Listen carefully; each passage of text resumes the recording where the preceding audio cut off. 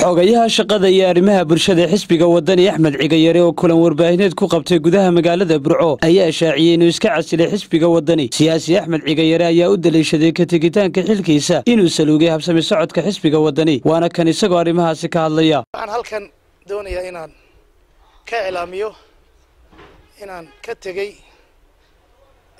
shaqadii aanu hayay xisbiga wadani oo ahayd xogayaha shaqada iyo arrimaha bulshada. inaan xisbiga ka tegay xubinimadiisii golihiisii fulinta iyo xubinimadii xisbigaaba. waxaan u mahad celinayaa intii aan xisbiga la shaqaynayay howlwaneennadii iyo mas'uuliyiintii iyo madaxdii aan sida wanaagsan u soo wada shaqaynay. hadsan tahay maxamed yare carabtu waxay tiraahdaa yaa raayax laa tukatir fadaayax, ninka tegayow ceeb ha sii jecsiman. su-aashaad weydiisay horta intaasaan ka odhanayaa. marka laga tegi waayana annagu waxaanu ka tirsanayn koox ahayd xisbiga kulmiye kaga soo biirta xisbiga wadani oo la magac baxday isbahaysigii xisbiga kulmiye. markaan xisbiga wadani ku biirnay waxaanu doonaynay inaan dhiig cusub iyo karti cusub iyo fikrad cusub aan ku biirino. waxa keentay markaa inay fikraddii cusbayd iyo dhiiggii cusbaa ee aan ugu talagalayna xisbiga annagoo weliba usuud ah, libaaxyo isku kalsoon oo wax weyn qaban kara annagoo ahayn ayaanu isku daynay inaanu waxaan u midowna waxay ahayd inaanu wax ka bedelo siyaasaddii xisbiga wadani ee markaa taagnayd. runtii heshiisyana waanu wada saxeexanay. waxay noqotay siyaasadda bedelkii siyaasadda inaan ku guul daraysano oo aan waxba ka bedeli kari weyno. waxaa ka mida oo u sababa haddaan sii yara iftiimiyo, waxaan ku qancin kari weynay haddaan nahay kooxdii isbahaysiga xisbiga kulmiye oo aad iyo aad madaxweynaha qaar la soo shaqeeyey iyo qaar aan la shaqaynayba ay ka mid ahaayeen. waxaanu ku qancin kari weynay xisbiga wadani in madaxweynaha jamhuuriyadda Soomaaliland mudane Axmed Maxamed Maxamuud Silaayo inaanu musharax ahayn.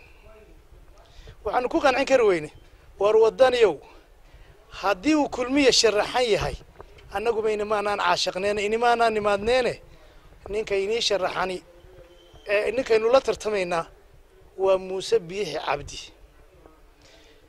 marka inaynu laqno hadda ka horna waan ka hadlay, hoosna in badan baan uga hadlay. arrinkaas aad moodid in ilaa alaankan laga dhaga furay. xaaladda wadani waxay noqotay berigan yaraaba wax maqli jiray aabow ka yar iga celiyo ka weyn igu suudaa. waar waxayna la tartamay Muuse Biixi Cabdi madaxweynaha jamhuuriyadda Soomaaliland golo cad ayuu ka sheegay inaanu musharax ahayn. waxay siyaasaddii maalin walba waxaad arkaysaan qof ka tirsan xisbiga wadani oo cadhaysan oo madaxweynaha jamhuuriyadda Soomaaliland wax ka sheegaya. waxaa wada ogtihiin in madaxweynaha jamhuuriyadda Soomaaliland gobol kasta laga doortay 50% ummadda Soomaaliland ay u codaysay. maanta in campaign looga dhigto kelmadda anuu waxa kaliyaatee xisbiga wadani inuu guulaysto inuu wax noqdo aad iyo aad baan u daneynay. laakiin waxaan yaqiinsaday in madaxweynaha jamhuuriyadda Soomaaliland